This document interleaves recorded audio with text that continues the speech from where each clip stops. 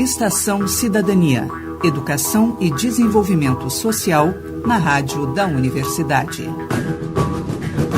Boa tarde! Começa agora o Estação Cidadania, uma realização do DETS, Departamento de Educação e Desenvolvimento Social da Pró-Reitoria de Extensão da URGS, que está toda quinta-feira, à 13h, aqui na Rádio da Universidade. Hoje conversamos com Meg Rayara Gomes de Oliveira, graduada em Desenho e doutora em Educação pela Universidade Federal do Paraná. Foi a primeira travesti negra a se tornar professora universitária. Ela estudou arte afro-brasileira e africana e descreve como as relações étnico-raciais e de gênero se traduzem na produção artística. Meg esteve em Porto Alegre para palestrar no evento Relações Étnico-Raciais de Gênero e Sexualidade em Direitos Humanos, promovido pela FACED em comemoração ao Novembro Negro.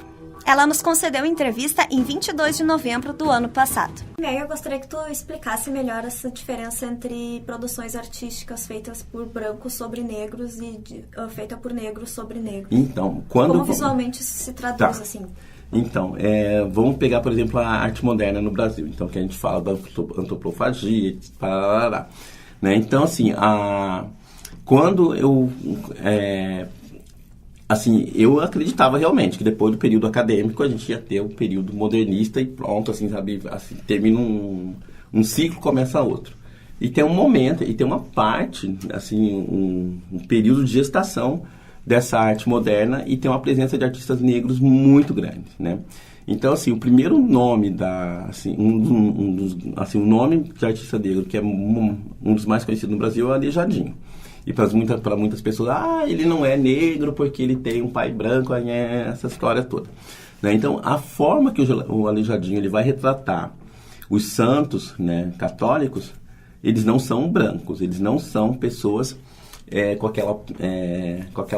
aquele rosto suave, delicado, as mãos são pequenas e tudo mais. Ele vai mostrar pessoas santos com um rosto de pessoa pobre, de pessoa que trabalha, de pessoa que tem uma vida mais marcada. Não que pessoas pobres tenham um fenótipo, né? Mas no caso do Aleijadinho, ele vai buscar nessa classe trabalhadora, nessa classe que está fora dos postos de poder, a referência para esse corpo. As mãos são bem calejadas, os músculos são bem marcados, os pés também são machucados, os traços do rosto, eles vão apontar para um outro lugar. E ele vai trazer para esse lugar, né, uma realidade que ele vivenciava, uma realidade da exclusão, do não pertencimento. E aí, durante o período modernista, que aí aparece assim, vários nomes assim, sabe, que vão colocando pessoas negras nas suas obras, né? Vamos pegar, por exemplo, a Tarsila do Amaral. Quando a Tarsila do Amaral retrata pessoas negras, essas pessoas negras não são individualizadas. Tem o vendedor de fruta, tem a negra, tem... aí não vou lembrar o nome das obras, mas essas pessoas elas são identificadas pela ação que elas desempenham e não pela sua humanidade, pela sua individualidade.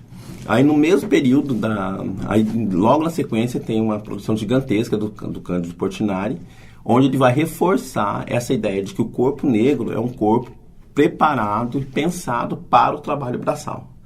Né? Contemporâneo ao trabalho do Cândido Portinari, tem o Heitor dos Prazeres, um homem negro, homossexual, pobre, e que ele vai mostrar esse corpo negro de uma outra maneira. Não é esse corpo muito forte, é um corpo humanizado, onde as pessoas cantam, as pessoas dançam, as pessoas sorriem, as pessoas se divertem. A pobreza que ele mostra é uma pobreza humanizada, assim, sabe? Então são maneiras muito diferentes de você se aproximar do mesmo lugar.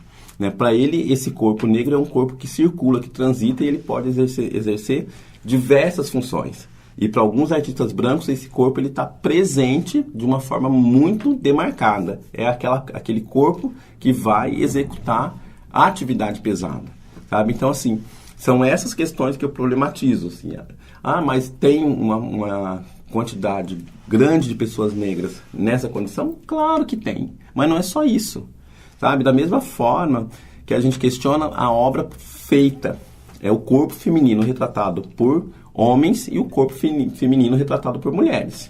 E existem diferenças nessas abordagens, né? Então, quando a gente faz um mapeamento, por exemplo, em alguns museus, e a gente identifica 85% de imagens femininas em que essas mulheres estão nuas, né, e que tem 5% de artistas mulheres nesses museus. Então existe um descompasso na forma de ver esse corpo, de sentir esse corpo, de interpretar esse corpo e na distribuição espacial, né, de quem está produzindo isso. E se a gente faz um recorte, por exemplo, por raça, onde estão os artistas negros e negras dentro das grandes galerias, dentro dos grandes museus. Então a gente sempre está trabalhando com exceções, né, porque existe uma ideia pré-concebida de que o espaço do pensamento, da criação, ele ainda precisa ser atrelado a uma branquidade hegemônica, cis, hétero, masculinista, assim, por exemplo, sabe? Então, e a gente só vai conseguindo identificar essas nuances à medida que a gente problematiza o racismo também em outros lugares, não apenas dentro da arte, né? Porque, às vezes, a imagem ela está gritando na tua frente e a pessoa não consegue identificar esses marcadores por conta de uma educação que é no sentido de embaçar a visão também, né? E a arte, por mais que as pessoas dizem, mas a arte é revolucionária, a arte é não sei o que, depende de onde você está analisando, porque o artista ele também é um trabalhador, o artista também precisa pagar conta, né? Então ele tem um limite de ação, né? E em muitos momentos a arte ela vai reforçar o pensamento hegemônico também. Então tá, Meg, pra gente finalizar, então eu gostaria que tu falasse sobre a palestra que tu vai dar na URGS hoje, né? Dia 22 de novembro. Isso.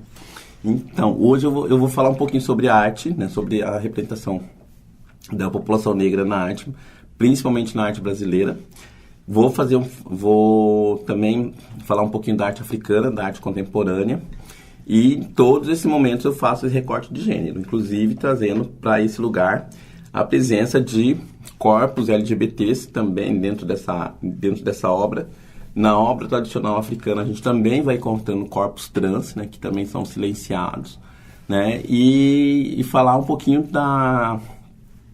de como a arte moderna europeia se apropriou da arte africana e não deu crédito nenhum, assim, sabe? Parece que tudo aquilo que acontece na Europa, eles não têm uma base referencial nenhuma, sabe? E assim, é uma obra do Divino Espírito Santo, olha como a gente é genial, e não sei o quê, né? E eu vou fazer algumas problematizações, assim, e não é uma fala prescritiva, não é uma fala, assim, impositiva, porque a ideia é que a gente consiga dialogar, que a gente consiga problematizar, né, e a partir de alguns lugares a gente consiga expandir esse debate, né? Tem um artista que eu queria falar muito dele, mas não dá tempo, que é o Samuel Fosso, né, um artista de Camarões, um artista gay, negro, que tem feito um trabalho belíssimo no sentido de questionar, né, como que a estética europeia ela acaba interferindo na produção de muitos artistas africanos, né, e como que essa questão do gênero também acaba sendo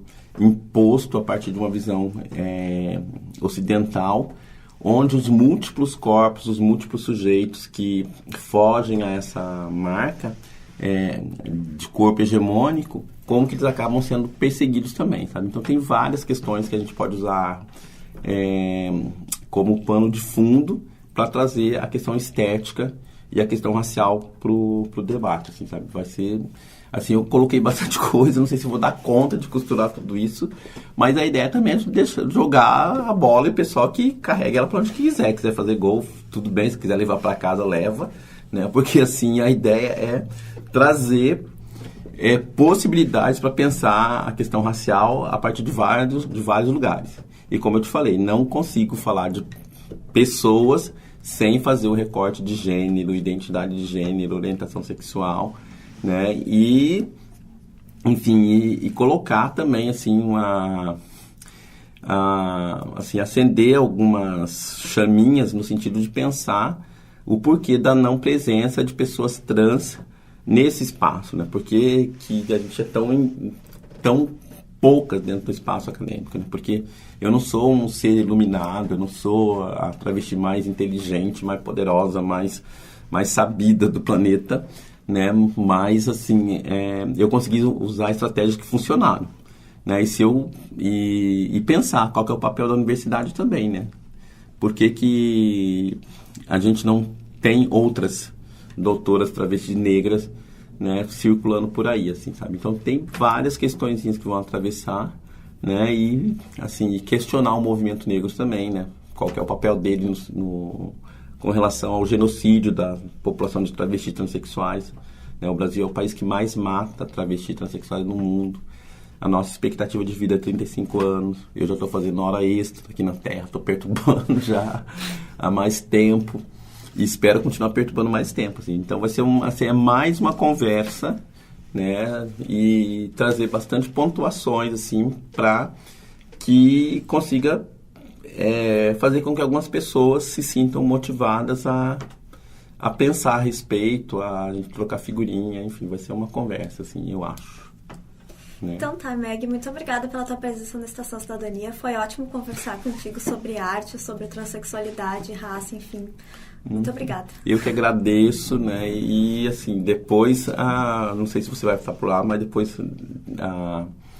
qualquer coisa, só se o pessoal quiser perguntar mais coisas, pergunte pra você, depois você pergunta pra mim, a gente vai conversando também, né? Porque travesti também é cultura, meus amores. Travesti também pode ser bem babadeira dentro da universidade.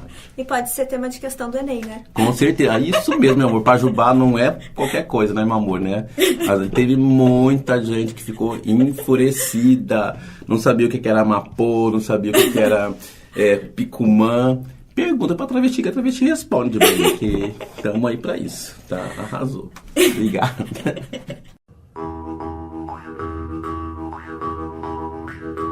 O Estação Cidadania fica por aqui. No programa de hoje, conversamos com Meg Rayara Gomes de Oliveira, doutora em Educação e especialista em arte afro-brasileira e africana, pela Universidade Federal do Paraná.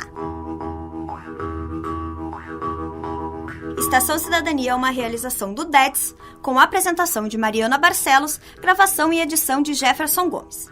Voltamos na próxima quinta-feira, à 13h, aqui na Rádio da Universidade. Até a semana que vem.